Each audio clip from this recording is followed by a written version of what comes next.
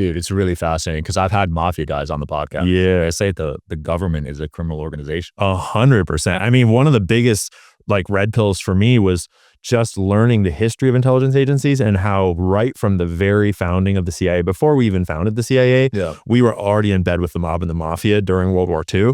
And right from the beginning, the whole point of intelligence agencies, really not stated, but realistically, it was to access organized crime as a conduit for government operations. Wow. And really intelligence agencies function in order to set up those sort of like obscure shell companies and corporate networks that allow you to access corporate and criminal networks so that you can do things you're not supposed to be doing. Because if you're allowed to be doing it, you would just send the military or send like a government asset or send a diplomat, whatever, right?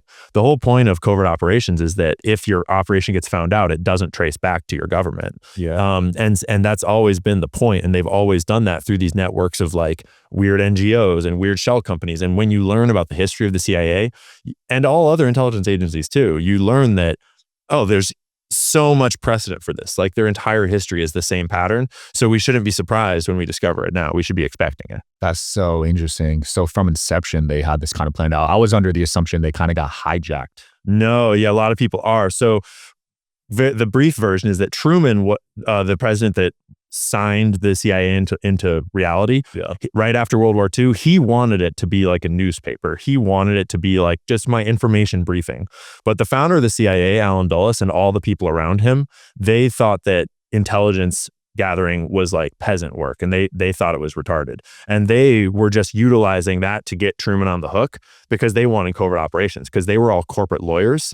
And really what founding the CIA was corporations being like, fuck yeah, we can get the government to sanction violence on our behalf. And so one of the first operations we did that's really famous is we overthrew the government of Guatemala on behalf of United Fruit, because Guatemala was fucking with United Fruit's land over there. And the Allen Dulles, who's like the godfather of the CIA, he was a lawyer for this law firm that represented that fruit company.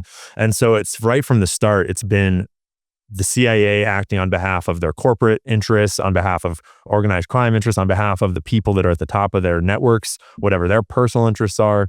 It's been a real shit show right from the start. And Guatemala is just one of numerous examples. Like we bought the government of Italy right after World War II by just passing bags of cash to the mafia because we were afraid that communists would take over.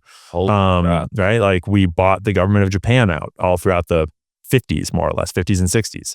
And it's just a pattern that repeats over and over and over. Those are the black budgets you're referencing, right? Exactly. And the problem is that early on, so Truman signs the CIA into law, and the CIA always had funding problems. First, because no one really knew their authority or what their mission was, because it wasn't what they were saying it was.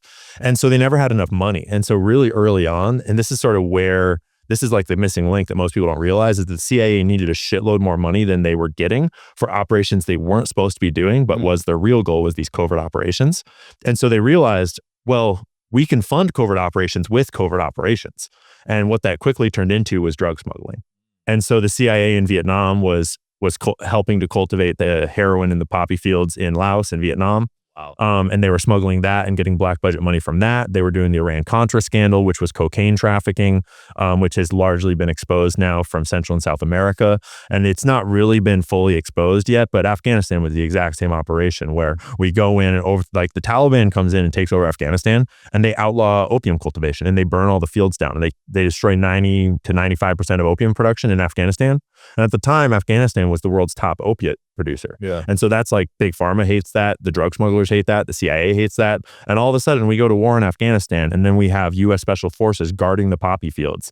And on the Joe Rogan show, he actually showed the clip of, I forget the reporter's name, fucking total clown, going and interviewing a Marine about like, so how does it feel to be guarding opium fields? This is like, we have to do this out of respect for their culture, because it's like the most ridiculous interview ever, because it was right in front of all of our faces. And right then the opioid epidemic kicked off and totally annihilated my whole generation. Like our generation is full of people that we lost to heroin, right?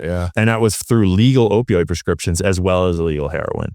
Wherever you guys are watching this show, I would truly appreciate it if you follow or subscribe. It helps a lot with the algorithm. It helps us get bigger and better guests, and it helps us grow the team. Truly means a lot. Thank you guys for supporting.